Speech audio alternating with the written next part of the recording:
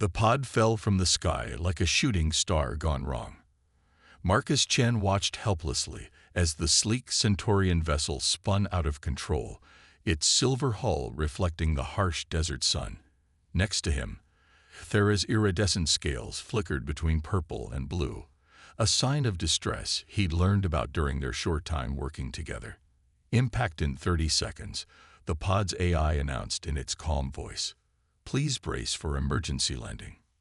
Marcus wanted to laugh at how the AI called a crash landing an emergency landing, but he was too busy making sure his safety harness was secure.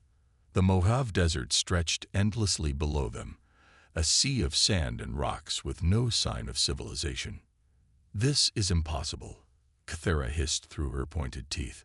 Our pods never malfunction. Never.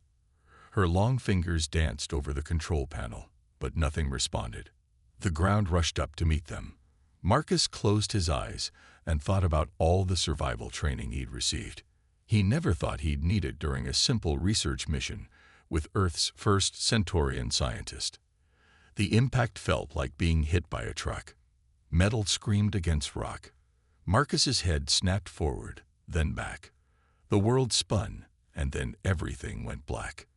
He woke to the sound of Thera cursing in her native language. The pod lay tilted on its side, hot desert air rushing in through a crack in the hull. His head throbbed, but nothing felt broken. Are you okay? He asked, unbuckling his harness. He fell sideways but managed to catch himself. Thera stood by the pod's communication panel, her tall, elegant frame rigid with anger. Nothing works, she said. The emergency beacon, communications, environmental controls, all dead. She turned to face him, her silver eyes reflecting the sunlight streaming through the crack. This is primitive. Barbaric. We should wait here for rescue. Marcus checked his watch. It was just past noon, and the pod's internal temperature was already climbing. We can't stay here, he said, reaching for his emergency pack.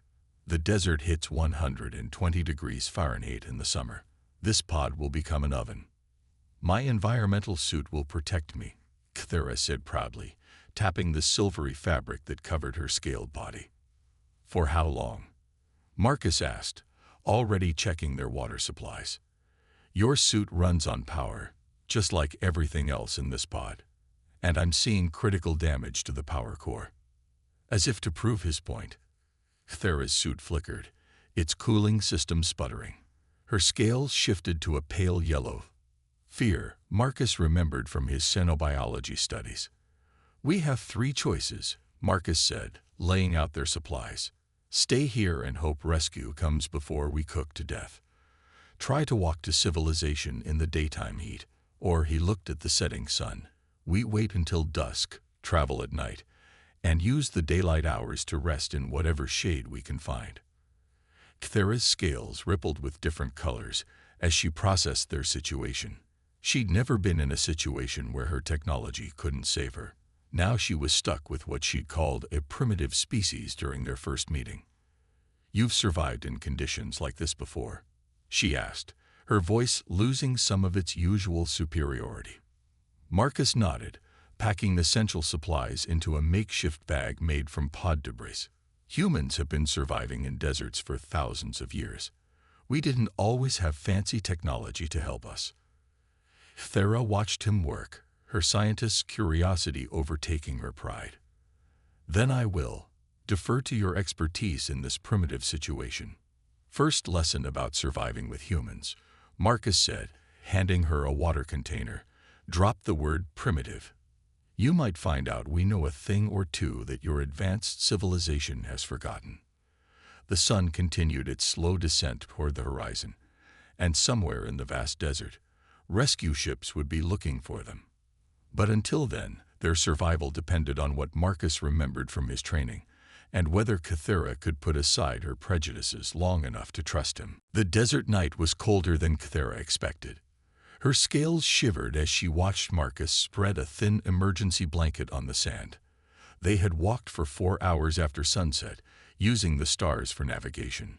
Now, with the first hints of dawn approaching, they needed rest.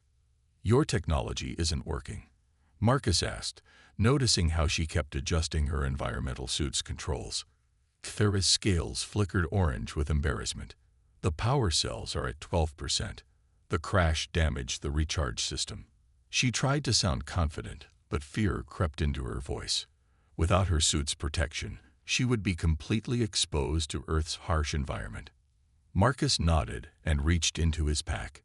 "Here," he said, pulling out a strange fabric. "It's called a desert shime.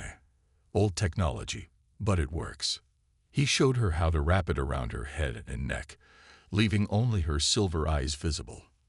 "This is just cloth," she said, touching the material. "How can it help?" "Sometimes the simplest solutions are the best ones," Marcus replied.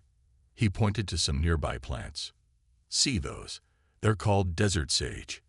They survive by collecting morning dew on their leaves." Thera's scientific curiosity awakened. "Dew? You mean atmospheric water condensation?" "Exactly." Marcus pulled out several plastic sheets from the pod's wreckage. "We're going to do the same thing, but bigger." As the sun rose, they worked together, creating shallow pits in the sand and laying plastic sheets over them. Marcus placed rocks in the center of each sheet, making them dip slightly. Thera watched, fascinated, as tiny water droplets began forming on the underside of the plastic. "Primitive but effective," she admitted, her scales shifting to a thoughtful blue. "My water purifier would have processed 10 times this amount, but it's not working," Marcus finished. He checked their water containers. "We have enough for 2 more days if we're careful. These dew collectors will give us extra time." Thera sat in the shade of a large rock, studying her damaged suit. "The Centaurian Council would be shocked to see me now," she said, "using plastic sheets to collect water like someone who wants to survive." Marcus suggested. He was using a small mirror to signal in different directions, hoping to catch the attention of any rescue ships. "My people haven't needed these skills for thousands of years," Thera said. "We have machines for everything." She touched the damp plastic sheet. "I don't even know how to find food without my scanners." Marcus smiled and pulled something from his pocket. It was a small, wrinkled fruit. "Desert prickly pear," he said, "full of water and nutrients. Just have to know how to spot them and avoid the thorns." Thera took the fruit carefully. Her scanner would usually tell her if it was safe to eat, but now she had to trust Marcus's knowledge. She bit into it, and her scales rippled with surprise at the sweet taste.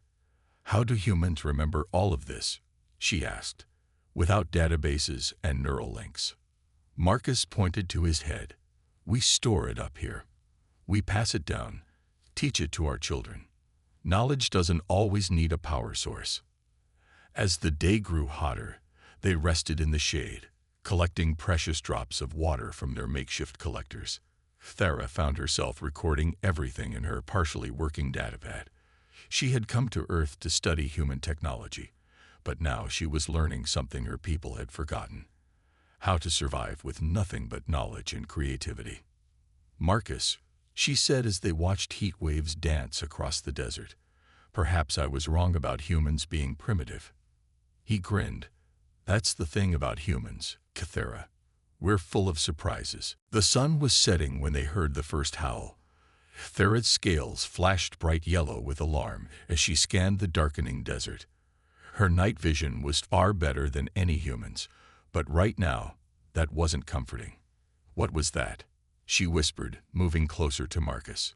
Marcus finished packing their water collectors, his movements calm but quick. "Coyotes," he said. "They probably smell the pod's coolant leak." He pulled out a flashlight but didn't turn it on. "Your night vision working?" Thera nodded. "Yes, I can see them." Her silver eyes reflected the last rays of sunlight. 4 animals, about 200 meters that way." She pointed toward a cluster of rocks. "They're moving in a pattern I don't recognize." "They're trying to circle around us," Marcus explained. He picked up a few rocks and put them in his pockets. "Coyotes are smart. They work together to hunt." Thera's scales rippled with confusion. But they're so small compared to us. Why would they attack? They're opportunistic, Marcus said, gathering more rocks. They see two strange creatures in their territory, probably hurt from the crash. Easy prey, they think. He smiled grimly. We're going to change their minds. A closer howl made Kythera jump. My defensive shock system isn't working, she said, tapping her suit controls. And I can't scan their weak points. Forget the technology, Marcus said. He handed her some rocks. Sometimes the old ways work better. Watch them. Tell me their positions. When I say throw, aim for the closest one. More howls joined the first, echoing off the desert rocks. Kythera's enhanced vision tracked their movement. They're getting closer, moving in pairs. Her voice was steady now, her scientist's mind analyzing their behavior. Fascinating coordination. Humans learned from watching predators like these, Marcus said quietly. We studied how they hunt, then figured out how to hunt them instead. He picked up a long piece of metal from the pod's wreckage. Ready? Kythera held her rocks, copying Marcus's stance. The pair on the left is closest. 15 meters now. The coyotes were visible to Marcus now, their eyes reflecting the starlight. He could hear their paws on the sand, see their confident approach. They had done this before, hunting in the night. Now, Marcus shouted suddenly, turning on his flashlight. The beam caught the nearest coyote in the eyes, making it freeze. Kythera's rock hit it squarely in the side. Marcus's throw followed immediately, striking another. The coyotes yelped in surprise. They weren't used to prey that fought back so effectively. Marcus banged the metal piece against rocks, creating loud, sharp noises that echoed through the night. Keep throwing. He called to Kythera. Make lots of noise. Kythera found herself copying Marcus's shouts, her normally elegant Centaurian voice rising in a very human yell. The coyotes backed away, confused by the noise and the stones striking near them. Finally, they turned and ran, their forms disappearing into the darkness. Kythera watched them go, her night vision tracking their retreat until they were tiny heat signatures in the distance. That was primitive, she said, but her tone had changed. There was respect there now. And absolutely effective. Marcus grinned, brushing sand off his clothes. Sometimes being primitive is an advantage. No power cells to run out, no systems to crash. He looked at her curiously. How would Centaurians handle predators? We wouldn't, Kythera admitted.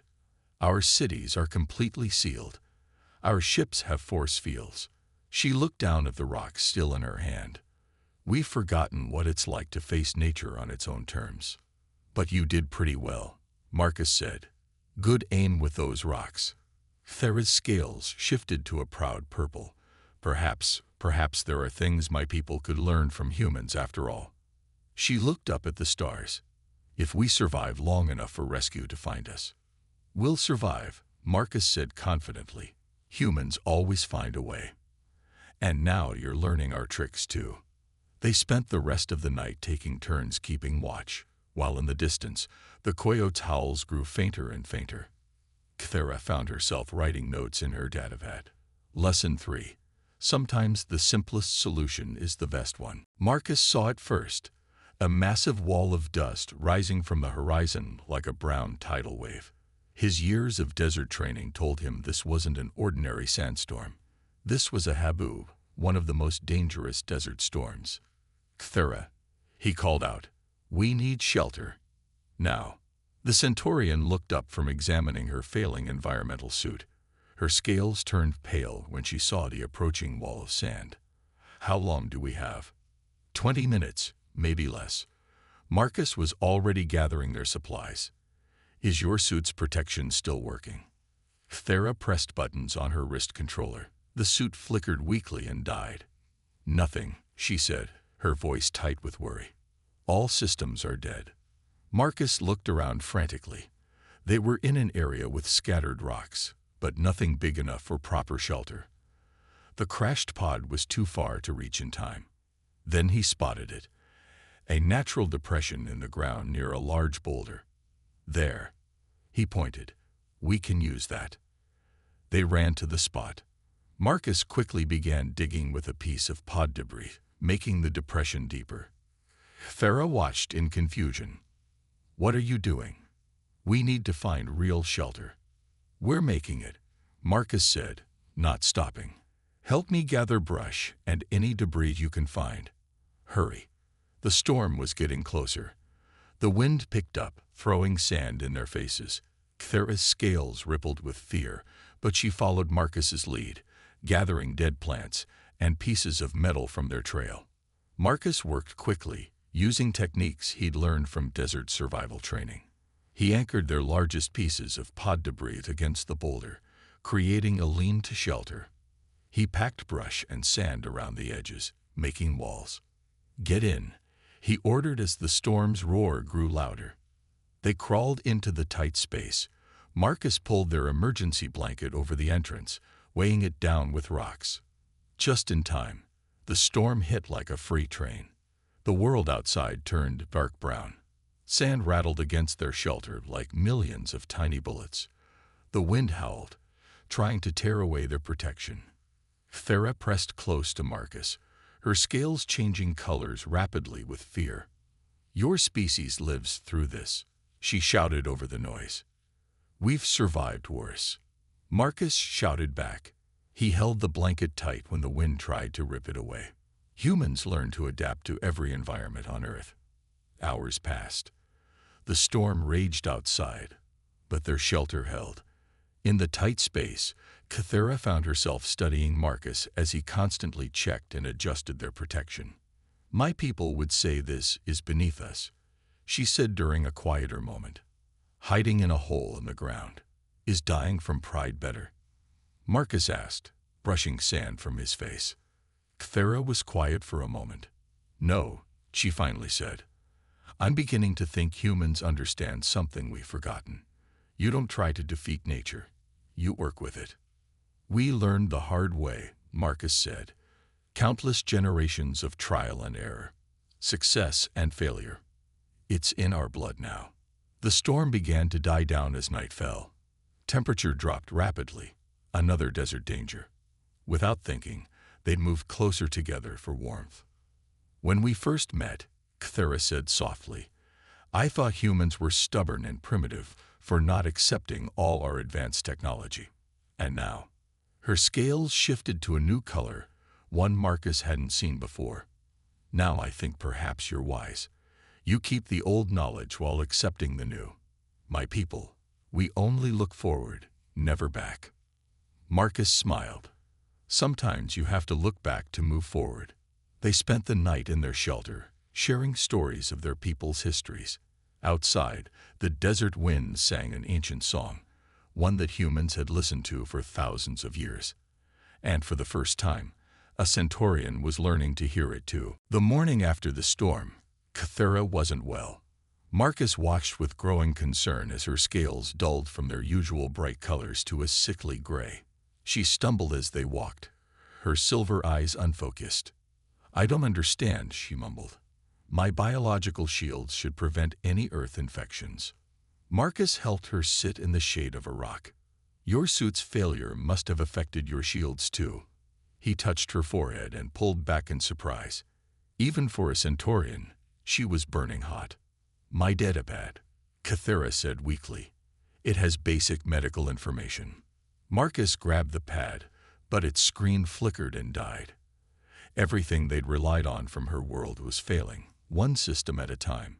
He'd have to use his stenobiology training and basic survival medicine.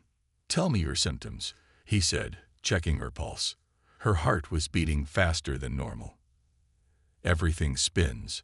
My scales burn. She closed her eyes. Like fire under my skin.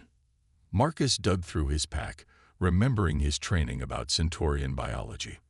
They were similar to Earth's reptiles in some ways. If her temperature was too high, we need to cool you down, he said. And I think I know what might help. He'd spotted some plants earlier, desert plants known for their cooling properties. He quickly gathered them, crushing the leaves to release their gel-like sap.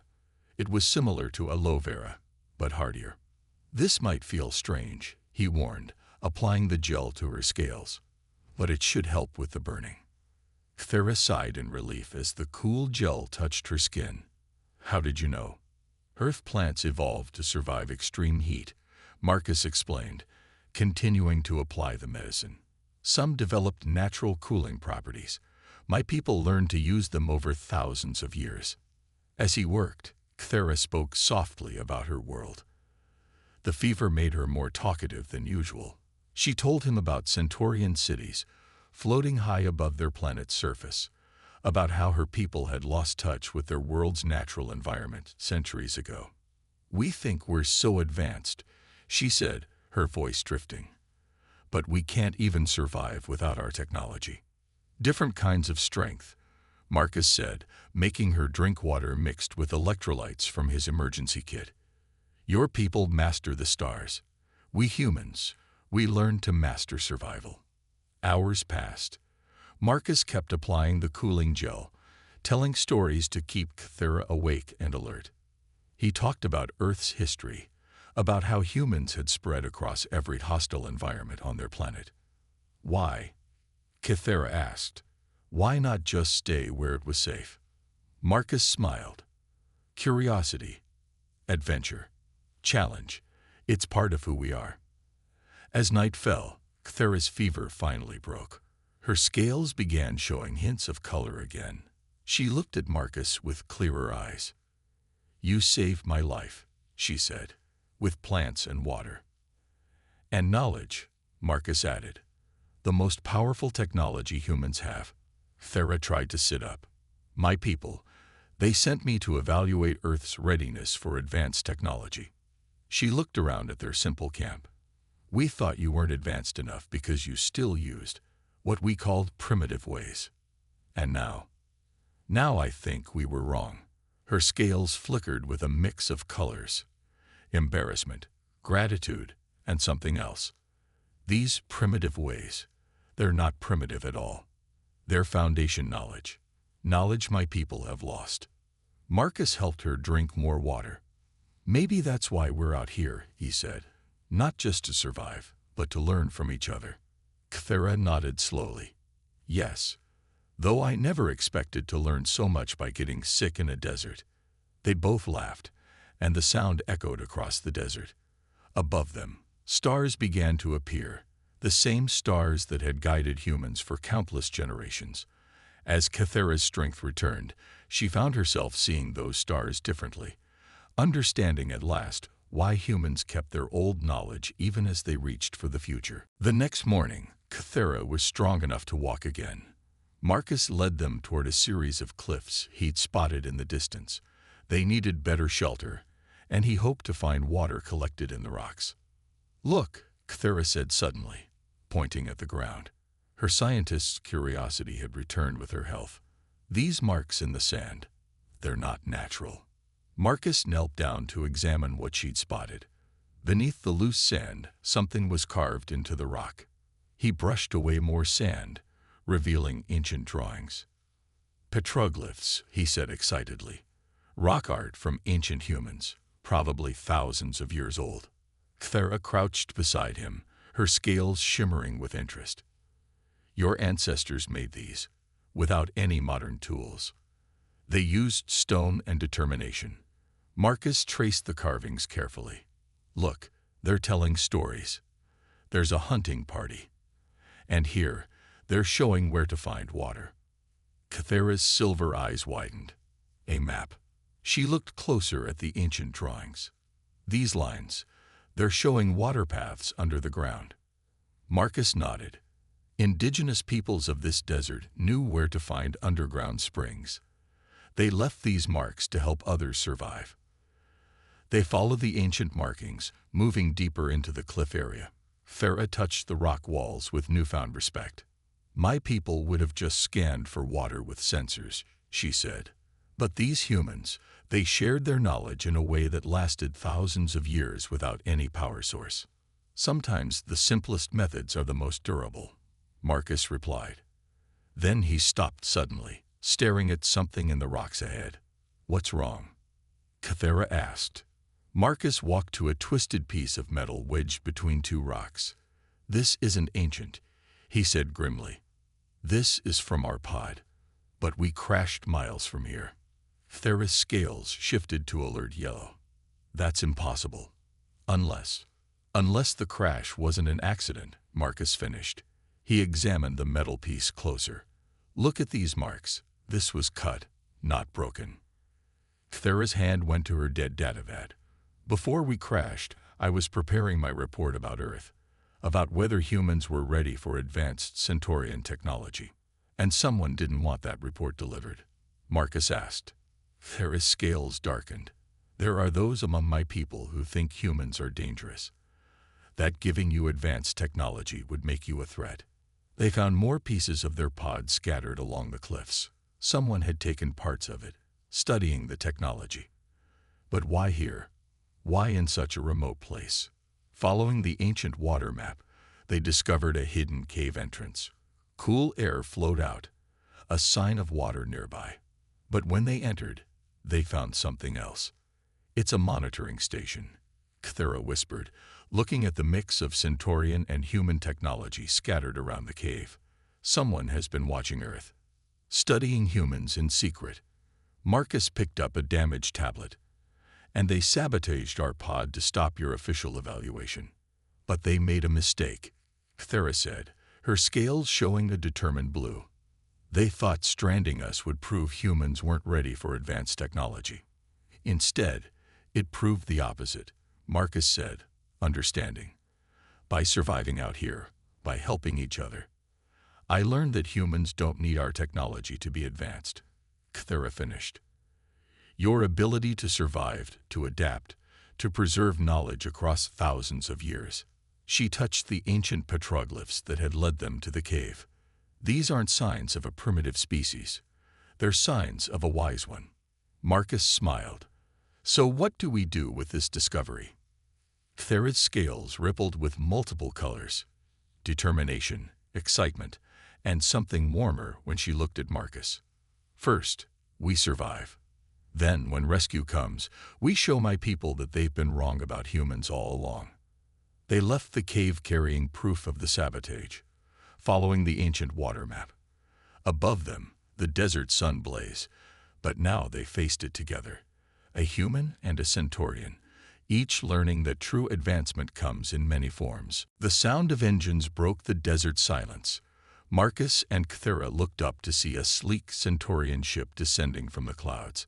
But instead of feeling relieved, Cthera's scales turned a dark, warning purple. "That's not a rescue ship," she said, pulling Marcus behind a large rock. "Look at the markings. It's a private vessel." Marcus watched as the ship landed gracefully on the desert floor. "The saboteurs coming to check on us. Probably making sure I never deliver my report about Earth." Cthera's scales rippled with anger. "They'll be armed." 3 Centaurians emerged from the ship. They were taller than Cthera, wearing black environmental suits with full face masks. They carried scanning devices and what looked like weapons. "Their suits will have working sensors," Cthera whispered. "We can't hide from their scans." Marcus smiled, grabbing a handful of sand. "Maybe we can't hide from technology, but we can hide from their eyes." He pointed to the storm clouds gathering in the distance. "And nature's about to help us." The wind was picking up, carrying sand and dust. The Centaurian searchers moved carefully, their scanners sweeping the area.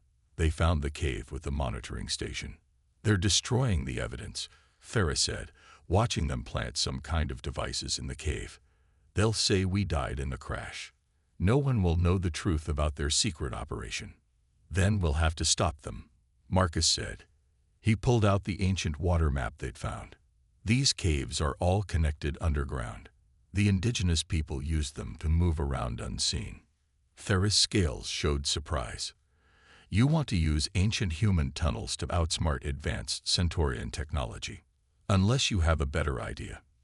They moved quickly, finding a hidden cave entrance marked on the old map. The tunnels were tight and dark, but they were also wet, perfect for interfering with scanner signals. Above them, they could hear the searchers getting frustrated. Their scanners kept showing strange readings because of the mineral-rich rocks and water. "This is impossible," they heard one say. "These readings make no sense. Spread out and search visually." Marcus grinned in the darkness. "Your people forgot something important," he whispered to Cthera.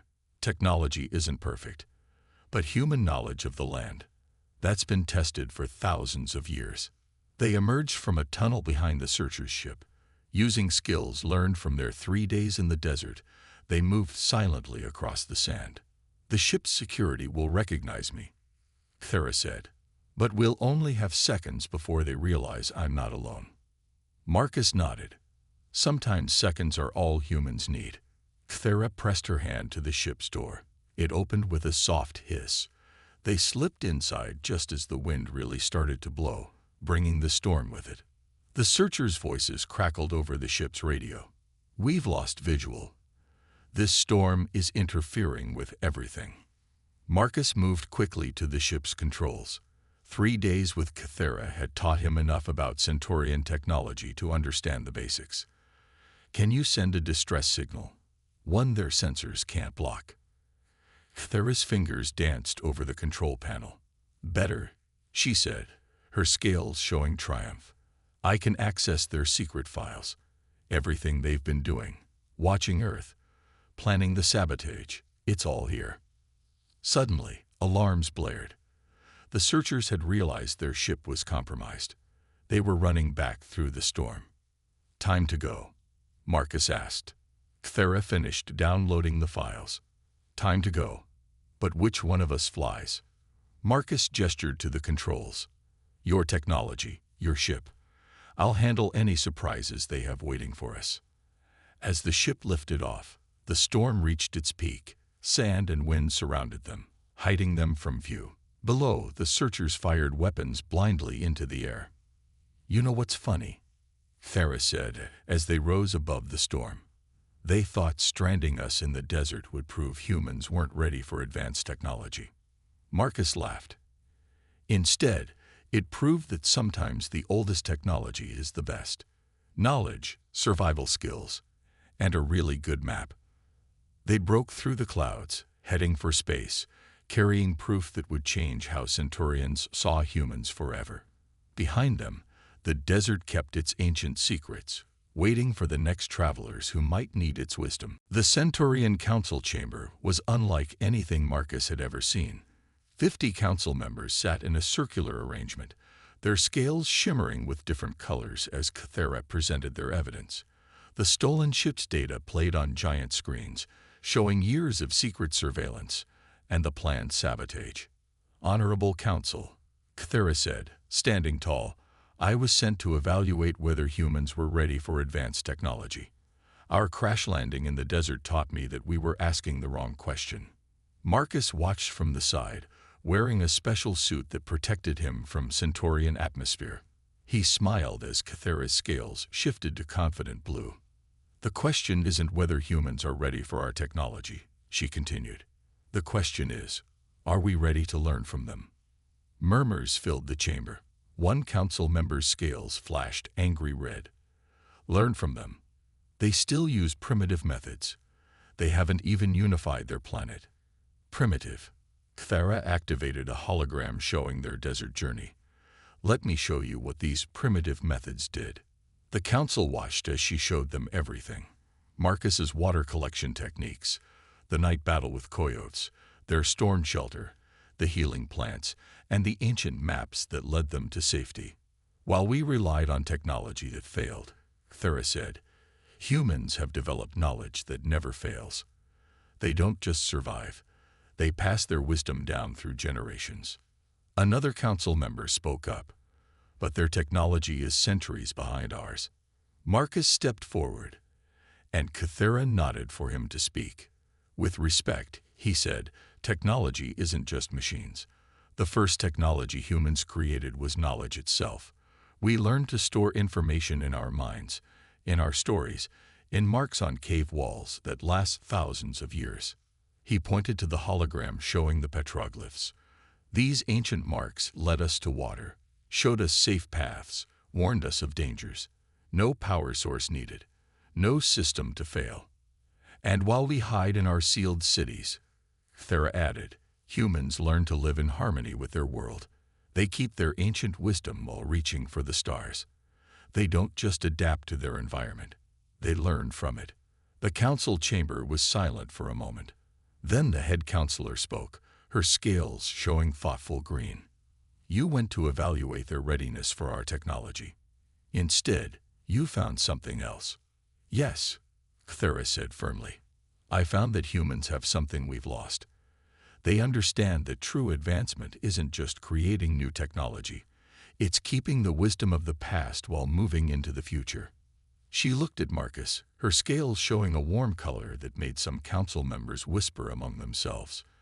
In 3 days in the desert, a human taught me more about survival, adaptation, and real advancement than I learned in years of technical training. The head counselor rose. And your final recommendation? Open full relations with Earth, Thera said. Not just to share our technology, but to learn from them. Let them teach us what we've forgotten. Let us remember how to survive without machines, how to read the wisdom in nature, how to be evolution's children. Marcus finished quietly. The council chambers erupted in discussion. In the end, the vote was clear. Earth would be welcomed into the galactic community. But more than that, a new program would be created, Earth-Centaurian Knowledge Exchange. As they left the chamber, Thera's scales showed a rainbow of happy colors. They want us to lead the exchange program, she told Marcus, teaching Centaurians Earth survival skills and teaching humans about our technology. Marcus grinned. More camping trips in the desert. Maybe next time with working equipment, she laughed. Then she grew serious. You know, when we crashed, I thought I was stranded with a primitive. And now, her scales shifted to that special warm color again. Now I know I was stranded with a teacher. And maybe, she took his hand, something more. Above them, the Centaurian sun set in a purple sky, while somewhere back on Earth, the desert held its ancient secrets, waiting for the next generation of students, human and Centaurian alike, ready to learn that the oldest wisdom is sometimes the most valuable of all.